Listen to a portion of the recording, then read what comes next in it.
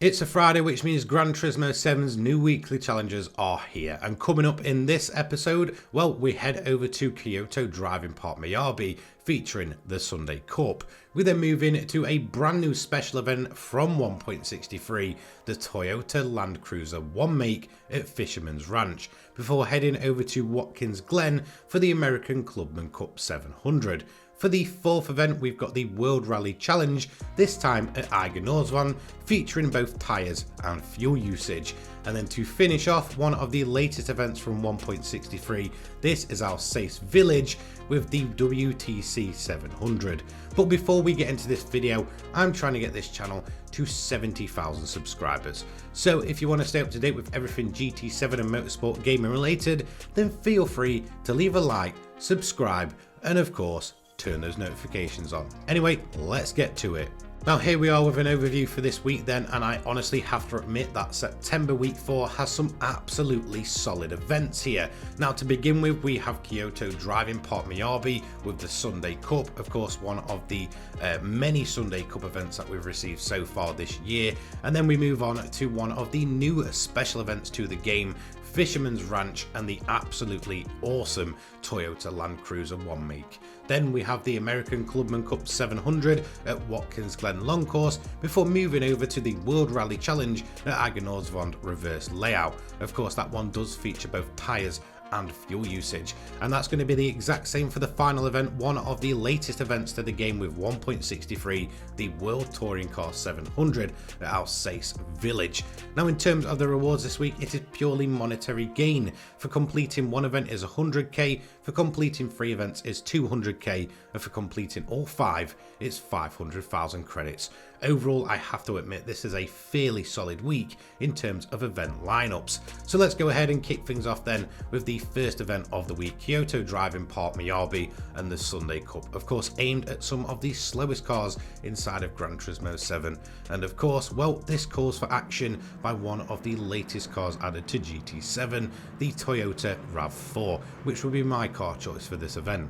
So kicking off with the first event of the week then, this is of course the Sunday Cup. So there's not many vehicles on the grid, a total of 8 including yourself, 7 AI over a 4-lap sprint race at this very short and sweet track. Now there's not much really to mention here. This is a very simple and straightforward event. In terms of the AI, I honestly found that some of the typical faster ones weren't really doing much. That is mainly the Atenza sedan, which will always pretty much be ahead in a Sunday Cup race, but it wasn't the case this time around. In fact, the car that will typically lead this event is the Toyota CHR. Of course, this event was aimed around that specific vehicle. However, I got incredibly lucky with the Honda Fit Hybrid holding up that thing for the entirety of this race. Making my way through the grid was super simple, and I even went out to pull off a decent enough lead in the end. So honestly, this one is absolutely straightforward. As we can see, as we come up across the line, the gap is going to be upwards of 6 seconds, and that's going to give us our first tick of the week. And of course, as for credits and payout bonuses, we get 30,000 credits with the clean race bonus and 100,000 credits on top. Not too bad for a couple of minutes. Now the second event of the week is the special event for this week, brand new for the latest update, Fisherman's Ranch, the Toyota Land Cruiser FJ40V 1 make race. And I have to admit, I actually really enjoyed this one. Yes, it's short and sweet, but it did end in one of the single closest finishes I've ever had in GT7 so far. So it's a single lap sprint of the rather large Fisherman's Ranch. A total of 11 cars on the grid. Of course, you must use dirt tyres, and your specified car is a Toyota Land Cruiser FJ40V from 1974. First place is 40k, second is 24k, and third is 16k. Main rival cars are a kind of slightly modified group of FJ40s. Car restrictions, BOP is off, and car used is a garage car. The car settings are allowed, no mechanical damage, and no shortcut or wall collision penalties. Now of course, my vehicle choice for this one is restricted to the Toyota Land Cruiser FJ40 with a few slight upgrades, putting out just a tiny bit more than the usual horsepower. So getting into the event itself then, there's a total of 11 cars on the grid, 10 AI up in front of us over a single lap sprint, so you are straight away on your final lap. And honestly, I would say it began as a very relaxed relaxed run. We don't have much more power or kind of performance than the standard default Land Cruiser. However, we do have a slight bit more to deal with some of the kind of longer, further away AI, which will start way up in front of you and do seem to be running at least a few upgrades. So as working our way through the grid, taking on the absolutely behemoth jumps here at Fisherman's Ranch, and notice that we're still in P5 with only a few corners to go, and it was time to begin to start making some moves, and honestly I just didn't think I was going to win this one. So into the final downhill section, we're going to have a bit of a jump here, and we're going to try and absolutely stick the landing to move into P2 and see if we can make a move for first place going into the final few corners, and it would lead to an incredible drag race where myself and this final AI would battle it out to try and get across the line first, leading to one of the single closest finishes I've ever had in GT7. In fact, it just made it that much more enjoyable for this event, and it's great to see the classic Land Cruiser on the dirt. As for the payout, 60,000 credits with that clean race bonus, and of course no bonus for event number 2. Now moving on to the third event of the week, this is the American Clubman Cup 700 at Watkins Glen Long Course. Now of course this is aimed at pretty much any American car in the game around a 700 pp rating, and of course includes plenty of modified cars. Overall though, it's a fairly simple event. In terms of my car choice, I went for a Tesla Model 3, which was fully upgraded, running Sport Soft, just to see if it could actually win the race, and well, we'll find out that it actually can. Now the grid here really isn't that big. A total of 12 cars, 11 AI, over 5 laps of Watkins Glen Long Course, which takes around about 10 minutes total to complete, so there's plenty of time to work your way through the field. And again, this being an early GT7 event in the life cycle, it's an incredibly awkward one, where pretty much every car, bar maybe a few of them, will run on their own, and then maybe you'll get a grouping of a couple of cars, so on and so forth. There's just massive gaps between every single car, so you're pretty much just picking them off one by one. I don't think many people will have too many issues here. It's a rather simple and straightforward event, and in fact, honestly, if I can go ahead and take the lead this early in a Tesla Model 3, then there's no excuse for you guys either.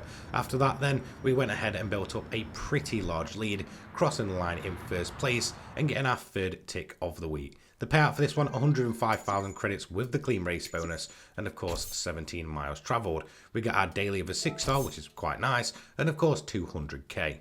Now the fourth event here is one of my favourite rally themed events in the entirety of GT7. This is Eiger von Reverse and the World Rally Challenge Gr.B. Of course it is only limited to Group B rally cars, so you must use one of those. There's no PP limit in place though, however it does feature both tyre and fuel usage over a course of 12 laps. In terms of the car that I chose here, I went for the Peugeot RCZ.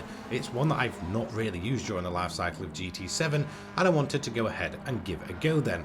So in terms of strategy, we have a total of 12 cars on the grid, 11 AI up in front of us over a 12 lap race. So of course we're going to go into fuel mix 6 to begin with, just to conserve as much tyre and fuel life as possible to go really deep into the race before doing a quick little sprint at the end. However, of course, up in front of us are a bunch of Group B rally cars, and if you know GT7's AI, they can be a little bit hectic when driving them. So of course I was trying to keep the overtakes as clean as possible, but of course with this very narrow layout, trying to get them done as aggressively as possible to ensure I can move up through the grid. Now the main cars you're going to be watching for here is the Honda NSX Gr.B and the Audi Sports Quattro. That Quattro especially is incredibly rapid and tends to build up a massive lead over the rest of the field, so you will need to be quick here, but also keep it clean and aggressive overall to get those overtakes done. Now around the middle of the event, we're working our way through the grid quite nicely. We're sat in a podium position and I made an absolute blunder of this left-hander. It always seems to catch me out there in this event, and honestly it's just not one of my proudest moments. Anyway, eventually a lap later the pit stops would begin with both the Audi and the Honda going into pit for their one and only stop. and at this point I was deciding to build up my lead as much as possible and then choosing to box in there on lap 11 out of 12. Of course, we do have that iconic tunnel pit stop. I just really like the animations here. We're going to take a quick one, keeping on the racing mediums that we do have here. They should be good to go till the end, but of course we do need to do a bit of a splash and dash to ensure that we do have the fuel till the end. So tyres absolutely a-okay. Yes, there's a bit of wear in them, but there should be plenty of pace to get us around at least another lap and a half or so. So we eventually built up that lead by another couple of seconds and crossed the line with a 9-second gap, and that is going to give us our 4th tick of the week. Really enjoyed this event. Unfortunately though, payout incredibly low at 135k. And then to finish off with the 5th and final event of the week, it's one of the latest events to the game with update 1.63. That is the return of the World Touring Car 700, this time Alsace Village. Now, I honestly really enjoyed this event, so I'm more than happy to run it for a second time. This time around though, my strategy is going to be different. I'm going to match them in a Group 4 Mazda 3. Of course, this is one of my personal favourite Group 4 cars in the entirety of the game. So let's get into the strategy then. We're going to go ahead and run a Fuel Mix 6 and try and go for an incredibly long stint to begin with. Now, the majority of the AI here will only pit the once, so you'll need to have plenty of pace to get through the grid, but of course then go ahead and gap those leaders once they go into pit. So honestly, the deeper you can go to this event with your initial run, the better, because that allows you to sprint away at the end and of course go ahead and pull out a decent gap on them. Now, as for the AI themselves, they're quite nicely spread out here. You'll find some in much bigger groups and then maybe a couple of cars just battling it out together. Well, there's pretty much always the feeling that there's something to do on this track, and I was quite surprised that this track does tend to lend itself to Group 4 racing very well. It also helps that it's a, visually stunning track. So as some of the leaders pit, this did manage to promote us into P2. Now from there, all we had to do was chase down the Dodge Viper Group 4.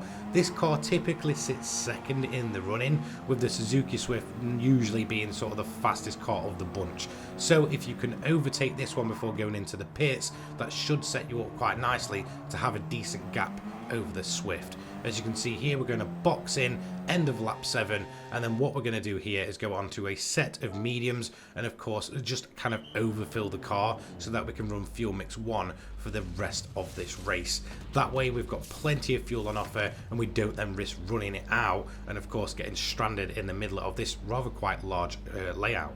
Anyway, on exit of the pits, it was time to see if our strategy paid off. We're straight out the pits, and as you can see, we're going to have a decent gap over P2, which will drop down slightly to around about kind of 14 to 15 seconds. In the end though, we did build up the lead to over 30 seconds. So overall, a pretty great strategy here and a very enjoyable Group 4 race. As for the payout, 375,000 credits with the clean race bonus, and also includes 500k on top of it. So let's go ahead and open up our rewards for this week then. We have our daily driving marathon, which was, quite nicely a 6-star ticket. Now we have a few cars on here, as well as some cash on offer. And we're probably going to get the best reward possible, 1 million credits for doing just over 20 miles. I am not going to complain at that one, and it's nice to actually get a decent reward on the daily. Now next up we have 100,000 credits for completing one event, of course. Then after that, for completing 3 events this week, it's 200,000 credits, and to finish us off, it's going to be 500,000 credits for completing all 5 events, taking our total upwards of 99.2 million credits. So not too bad whatsoever, almost at the 100 million cap. I want to say a huge thank you to all of my channel members listed on screen now, and a huge thank you to you guys watching at home. I hope you have a fantastic start to your weekend, and I'll see you a little later on. Take care guys, peace.